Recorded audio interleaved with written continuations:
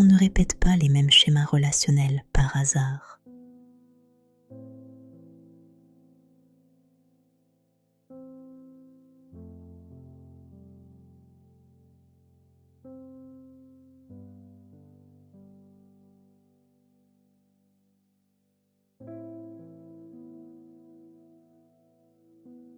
Si tu te retrouves toujours dans le même type de relation, si, malgré tes efforts, tu revives les mêmes blessures, si tu as l'impression que seule la personne change, mais pas l'histoire,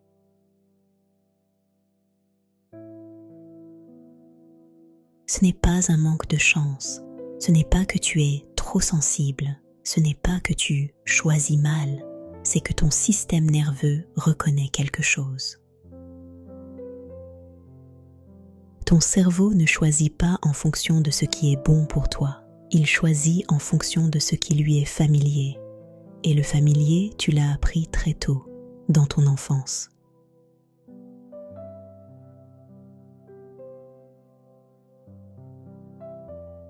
Peut-être que l'amour était conditionnel. Peut-être qu'il fallait mériter l'attention. Peut-être que la sécurité dépendait de l'humeur d'un adulte. Peut-être que tu devais t'adapter pour ne pas déranger. Ton corps a enregistré « Voilà ce qu'est une relation ». Et aujourd'hui, adulte, quand tu ressens une tension similaire, ton système dit « Je connais ça », même si ça fait mal.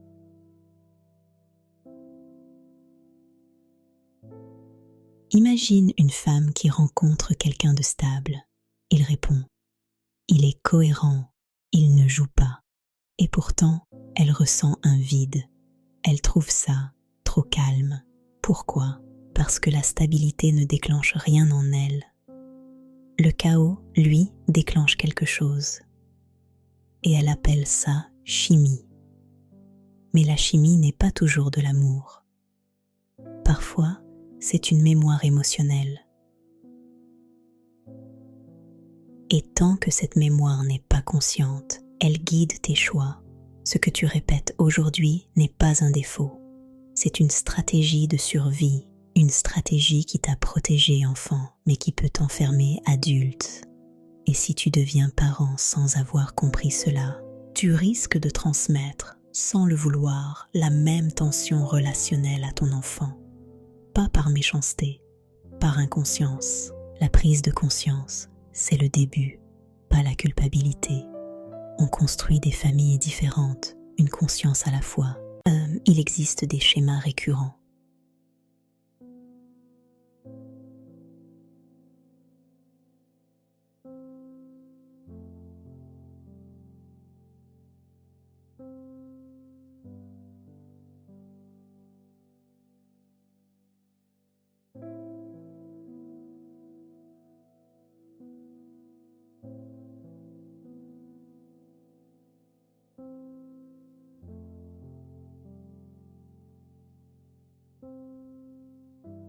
Et ils ne sont pas aléatoires.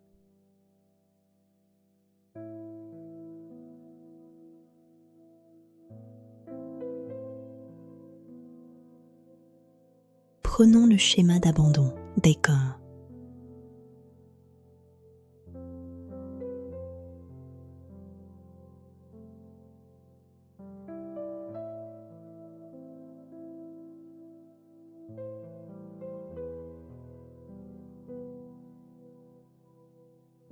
Une femme qui a grandi avec un parent émotionnellement absent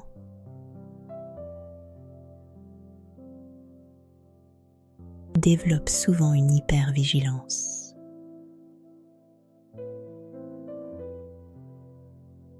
Elle lit les silences, elle analyse les messages, elle anticipe le rejet.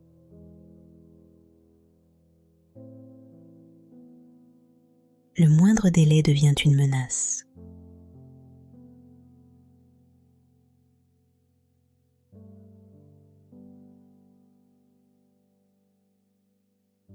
Ce n'est pas de la dépendance affective, c'est un système nerveux en alerte.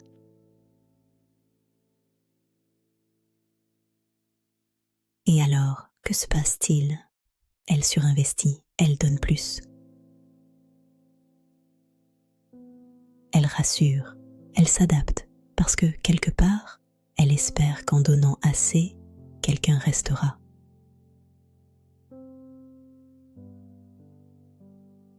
Prenons maintenant le schéma de rejet.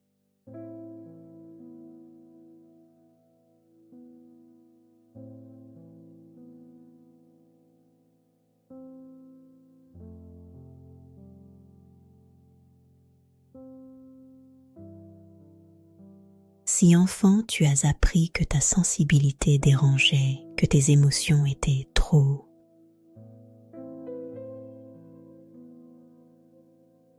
que ta présence n'était pas accueillie, tu peux développer une stratégie inverse.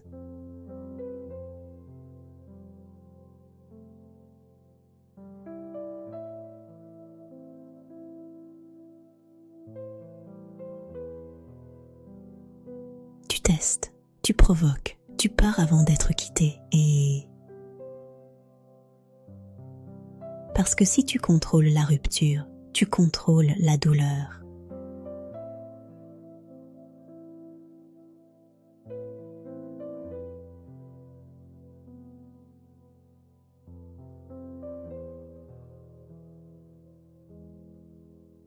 Et puis, il y a le schéma de surresponsabilité.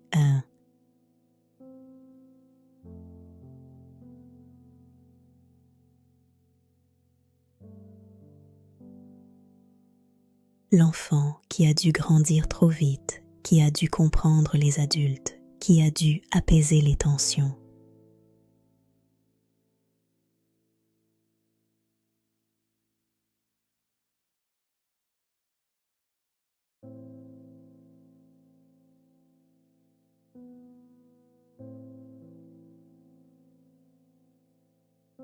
Adulte, il devient celui qui sauve, celui qui porte, celui qui répare.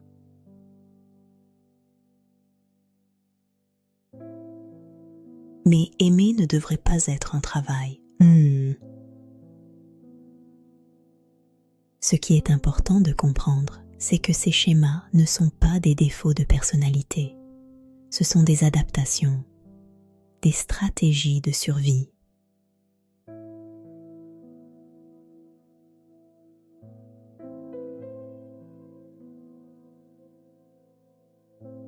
Elles t'ont protégé, mais aujourd'hui, elles peuvent t'enfermer.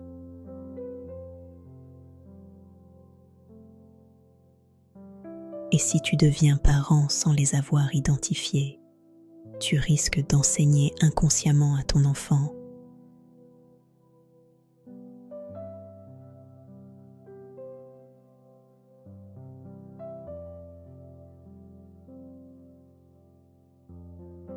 que l'amour se mérite, que l'amour est instable, que l'amour demande de s'oublier.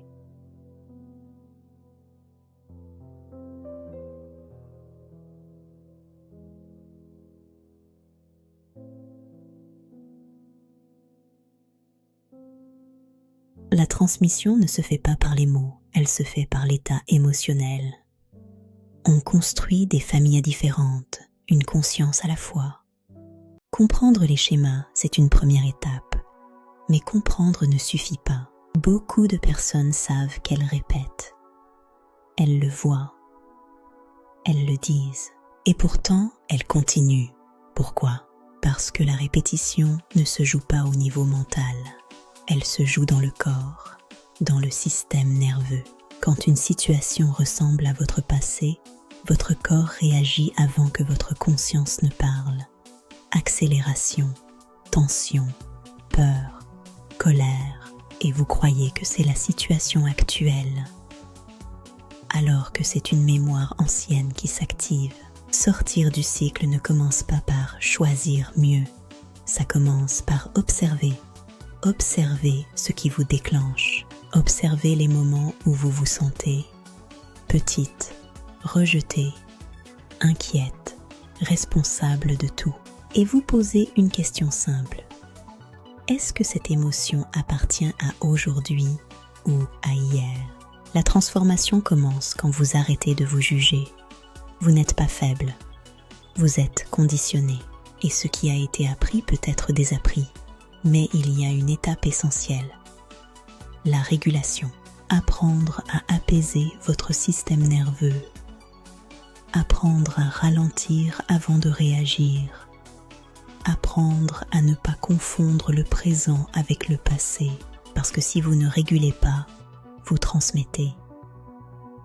Pas volontairement, mais énergétiquement, votre enfant apprend votre manière d'aimer, votre manière de gérer la peur, votre manière de gérer la frustration.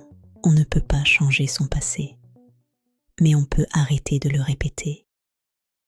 Et la première rupture du cycle commence le jour où vous devenez consciente de ce que vous rejouez. À la semaine prochaine. Merci de m'avoir écouté.